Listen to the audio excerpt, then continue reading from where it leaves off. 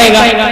तो उन्होंने एक खंबा, बांस का खंबा, बांस काट करके लाए 7 गांठ वाला, वो सामने गाड़े, तो पिशाच को अभिमंत्र मंत्र के द्वारा आह्वान किया, उसमें बैठाए।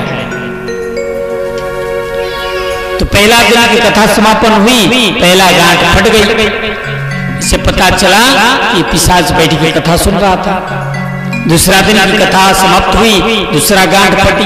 7 दिन की कथा समाप्त हुई, 7वां गांठ बांस का फट गया। और 7वां गांठ जैसे फटा, ये धुंधुकारी को प्रेत योनि से मुक्ति मिल गई, एक दिव्य शरीर प्राप्त किया और एक दिव्य विमान वैकुंठ लोक से आया। भगवान विष्णु के पार्षद आए और उसको विमान में बैठा करके लेना चाहा।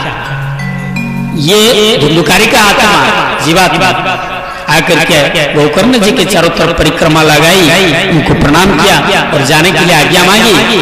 तो उस समय गोकर्ण जी ने उन विष्णु भगवान के पार्षदों से पूछा कि इतने श्रोता है पंडाल में, ध्यान से सुन रहे हैं, इतने श्रोता पंडाल में है,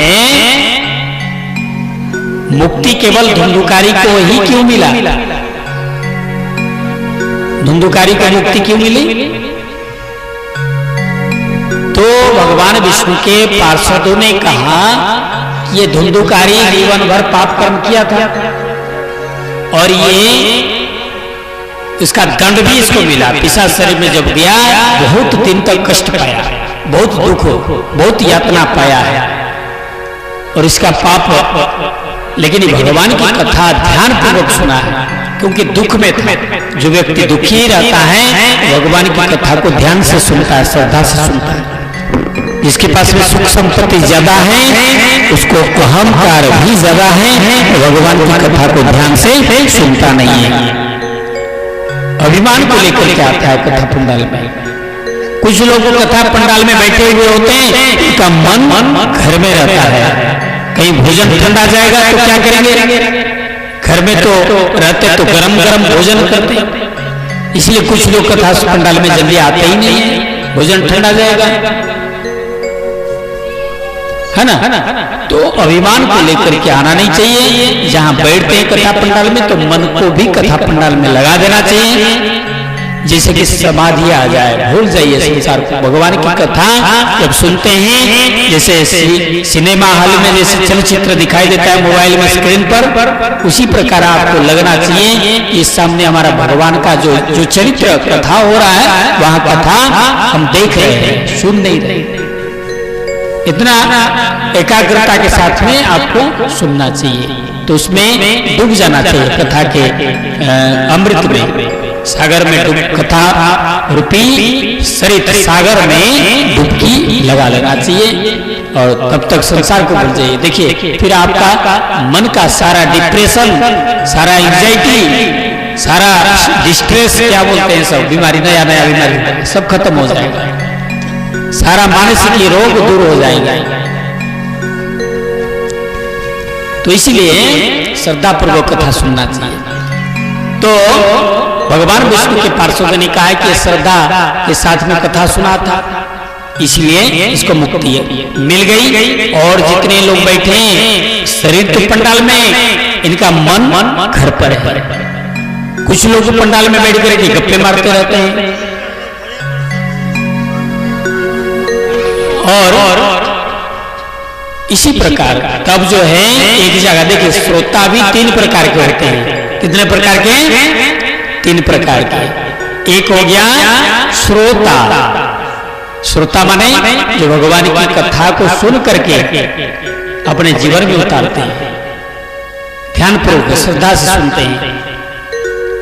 और श्रोता, और एक है सरोता। सरोता माने जो भगवान की कथा कम सुनते हैं, ज्यादा समालोचना करते हैं। ये कथावाचक उतना बढ़िया नहीं है, पंडाल बढ़िया नहीं है, कलाकार बढ़िया नहीं है ना? तो इस प्रकार दोष त्रुटि निकालते रहते हैं, दूसरे का समालोचना करते रहते हैं, निंदा शिकायत करते रहते हैं, वो लोग है सरोता। और 2 नंबर में श्रोता, 3 नंबर में कौन सबसे उत्तम है, कौन श्रोता। बोले वृंदावन बिहारी लाल की, सुने वाले भगवान की, सुने वाला श्रोता की। जो घर में सो गए हैं, जिनको कथा से मतलब नहीं है, कोई मतलब नहीं है, बस शांति से सोए, कम से कम डिस्टर्ब तो नहीं करते हैं, अगल बगल में बैठ करके शांति से सोए हुए। एक जगह एक कथावाचक कथा कर रहे थे, धीरे धीरे रात देर हुई, सभी श्रोता उठ करके जाते रहे कथाभ्यास। देखे लास्ट तक एक आदमी बीच वाले खंभा में पीठ लगा करके बैठे, पीठ लगा करके बीच वाले खंभे में बैठे। बोले वृंदावन बिहारी लाल की। आपको नहीं बोल रहे हैं, कहानी सुना रहे हैं, आप काहे हट गए? तो कथा पंडाल के बीच में एक खंभा था, वो खंभा में पीठ लगा करके सोया हुआ एकदम देख रहा है, आंख टिक टिक करके, आंख पिछड़ा नहीं पड़ता, आंख बंद नहीं हो रहा। तो कथा व्यास जी ने सोचा, वक्ता जी ने, कि चलो कोई तो नहीं सुन रहा है तो क्या हुआ, एक श्रोता तो है, एक सच्चा श्रोता जो श्रद्धावान हो, सुनना चाहिए, सब चले जाए, हमको क्या मतलब है, अच्छा बात है, चले जाने। एक श्रोता है, मैं पूरी प्रवचन पूरा कर लेता हूँ। पूरा प्रवचन कर दिए, जब जयकार लगाया, बोले वृंदावन बिहारी लाल की जय। तब वो जो श्रोता बैठा था खंबे में पीट करके, वो उठ करके खड़े हो गए, जय, खड़े हो गए जयकार लगाते हुए। तो महात्मा जी बोले वाह वाह, धन्यवाद आपको। सब चले गए, आप ही बैठे हुए हैं, आप ही एकमात्र उत्तम श्रोता है, बढ़िया श्रोता है। तो श्रोता क्या कहता है जानते हैं? मैं कथा सुनने के लिए नहीं बैठा हूं, सत्संग सुनने के लिए। तो फिर क्यों बैठे? ना मैं तो पंडाल वाला हूं, माइक वाला हूं, कितना जल्दी आप बोल देंगे उतना जल्दी मैं अपना दरी, अपना बाजा उजा समेटूंगा। बोले वृंदावन बिहारी लाल की। तो 3 प्रकार के श्रोता हैं। श्रोता देखिए, उत्तम श्रोता वो है, एक मूर्तिकार ने 2 मूर्तियां बनाई पीतल की, एक का दाम लगाया 100 रुपया, दूसरे का दाम लगाया 1 लाख रुपए, हटिया में बेचने के लिए लिया। सब लोग जब बुलाई किया, सुनकर के आश्चर्य, बोले कि मूर्तिकार पगला गया है लगता है, पीतल का मूर्ति है, एक का 1 लाख, एक का 100 रुपया।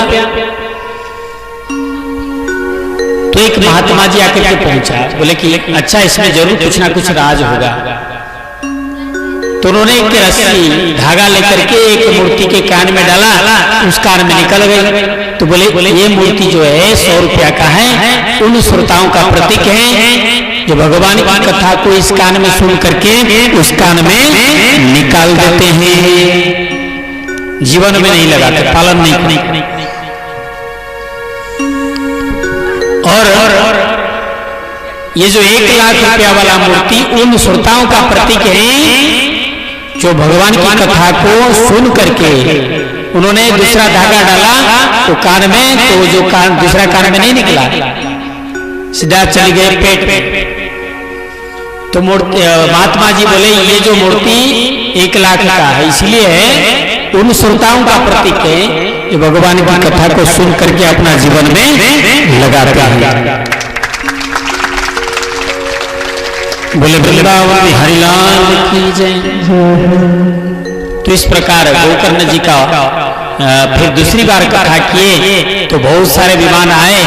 तीसरी बार में सबका कल्याण हुआ, सभी वैकुंठ में दिव्य विमान बैठ करके चले गए।